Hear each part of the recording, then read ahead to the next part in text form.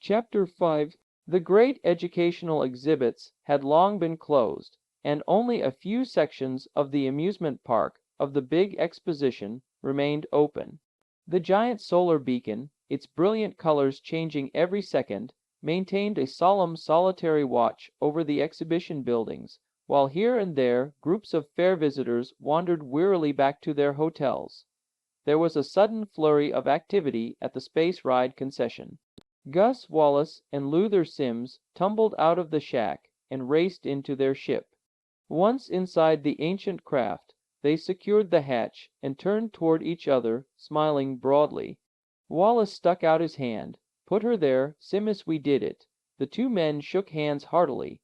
"By the craters of Luna," said Simms, "I thought we would never make it. And if we did, that it would not be there. But it was, Simms, it was." "And now we have got it." "Yeh," agreed the other. "I never worked so hard in all my life. But it is worth it. Are we going to set the Solar Guard back on its ear?" Wallace laughed. "Not only that, but think of what the boss will say when we show up with it." "You know, Wallace," said Simms, a sly look on his face, "we could take it and use it ourselves. Do not even think a thing like that," snapped Wallace. "Oh, of course not," said Simms hurriedly. "It does not pay to cross the boss.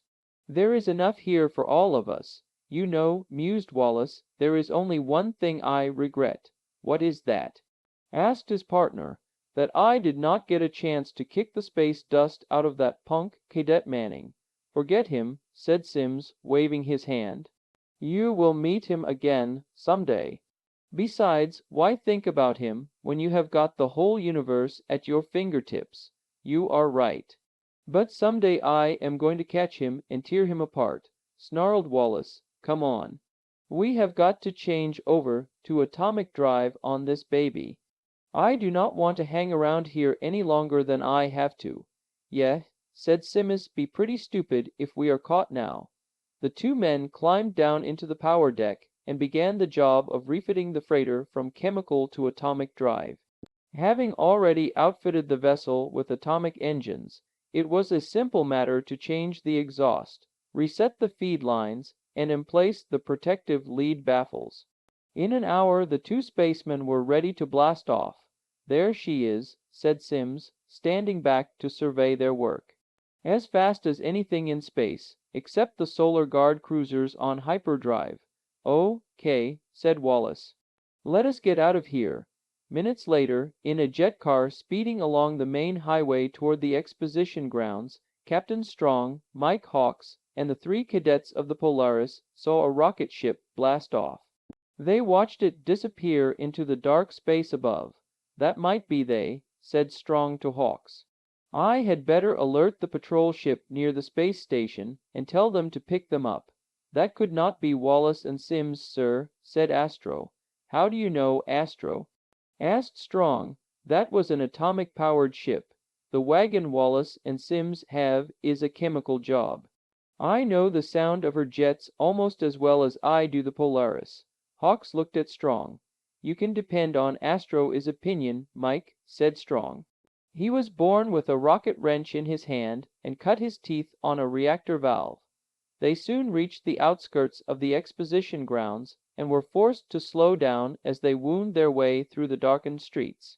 In the amusement section, the last of the whirl-away rides and games of chance had closed down, and only the occasional roar of a caged animal in the interplanetary zoo disturbed the night. Hawks drove the low, sleek jet car around the fair, taking a short cut through the outdoor mercuryball field, and pulled up in front of the Polaris. The five spacemen turned toward the concession site across the promenade and stopped, aghast. "Gone," exclaimed Strong. "Astro, you made a mistake. It was their ship we saw blasting off. It is too late to warn the space station patrol. Wallace and Simms could be anywhere in space now." "But, sir," protested Astro, "I am certain that an atomic-powered ship blasted off. And their old freighter was a chemical burner." "Well," said Hawks resignedly, "they are not here." "Come on," said Strong, getting out of the jet car. "Let us take a look around." Strong and Hawks hurried across the street to the empty lot, and the three cadets followed. "Take it easy, Astro," said Tom, when he saw the big Venusian gripping his fists in frustration. "Anyone could make a mistake." "That is just it," said Astro. "I am not mistaken." "Those jokers must have changed over from chemical fuel to reactant drive." "But why?" asked Roger. "That would cost more than they could make in 10 years of hauling passengers on joy rides." Astro whirled around and faced the two cadets. "I am telling you the ship that blasted off from here was an atomic drive. I do not know any more than that, but I do know that." There was a sudden shout from Strong, and the three boys hurried to the shack. The Solar Guard captain and the exposition commissioner were standing inside and playing the beam of an electric torch around the walls. "Looks as though you were right about the atomic drive, Astro," said Strong. He flashed the light into one corner, where a tangled jumble of lines lay on the floor. "That is feed line gear for a chemical burner, and over there," he played the light on some empty cartons, "is what is left of the crate is lead baffling it shipped in. They must have changed over to atomic drive recently." Astro accepted the statement with a nod. It was not in the nature of the big cadet to boast. Now that the secret of the ship had been resolved, he turned, like the others, to the question of why. "I think the best thing we can do," said Strong, "is to spread out and search the whole area. Might find something to indicate where they went." Commissioner Hawks nodded his head in agreement. While Tom, Roger, and Astro searched outside, Strong and Hawks went through the drawers of the dusty desk standing in one corner. "Nothing here but a record of the flights they made, bills for chemical fuel delivered, and the like," said Hawks at last. "They were losing money on the operation, too. Think they might have just gotten fed up and pulled out." Strong was rummaging around in one corner of the shack. "I would go along with that, but for one thing, Mike," he said, "take a look at this." He held up a small cloth bag. "There is dirt in the bottom of this bag. And there are about 50 more bags in that corner. Dirt," exclaimed the commissioner. "Yep," said Strong grimly, "so we found out who was dumping the dirt." "But we still have not found out why, or where it came from," said Hawks. Strong tossed the bag into the corner. "Well, I guess I had better make a report to Commander Walters." Hawks moved to the corner where the pile of chemical feed line equipment lay on the floor. "Want to take a look at this stuff. Might be something important in it." Strong thought a moment. "We can have the cadets do that. I want to get this report off to Walters right away, and issue an order to pick up Wallace and Simms. What charges, Steve?" "Ask the commissioner. I mean, what is wrong with what they have done?"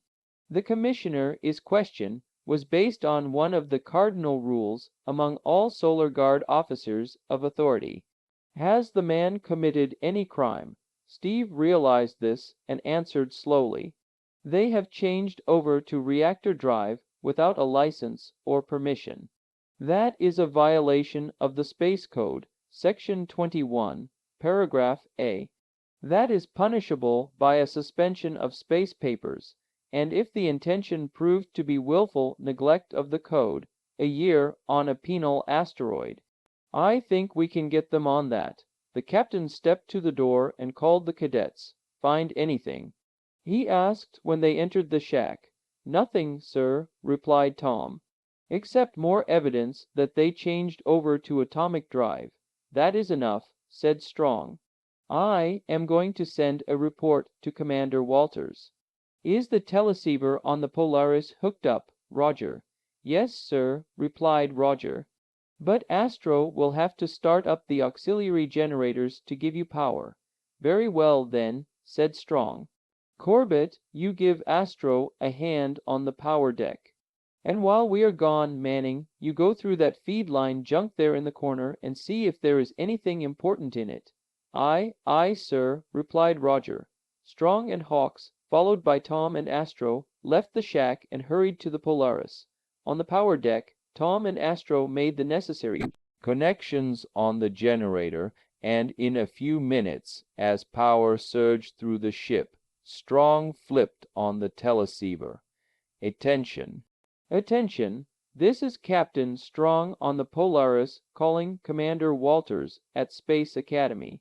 Earth emergency circuit, priority B. In a few moments, the Solar Guard officer's call had been picked up by a monitor station on Earth and relayed directly to Space Academy.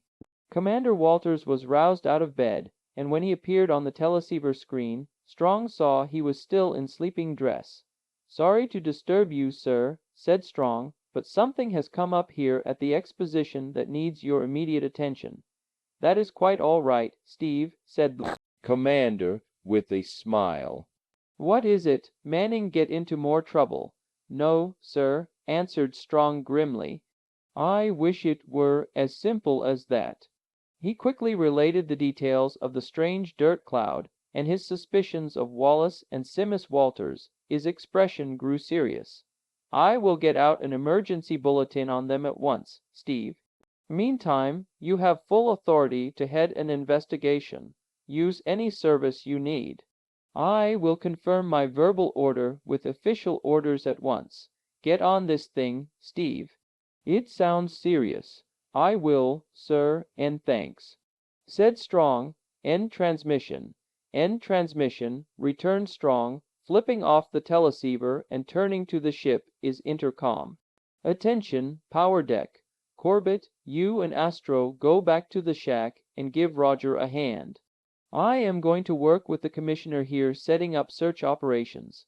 Aye, sir," replied Tom from the power deck. The two cadets hurriedly closed the power units and left the ship. "Did you hear what Captain Strong said, Astro?" asked Tom. "Search operations. I wonder what is up," the big Venusian remarked. "They do not set up search operations unless it is awfully serious. Come on," urged Tom. "Maybe Roger has found something." They entered the shack together, and Tom called out, "Say, Roger, Captain Strong just spoke to Commander Walters at the Academy," and the curly-haired cadet stopped short. "Astro, look, by the rings of Saturn!" exclaimed the big cadet. The two cadets stood gaping at a huge hole in the middle of the room. The wooden floor was splintered around the edges of the opening, and several pieces of the chemical feed line equipment lay close to the edge, with trailing lines leading down into the hole. They heard a low moan and rushed up to the hole, flashing their lights down into it. "Great Galaxy!"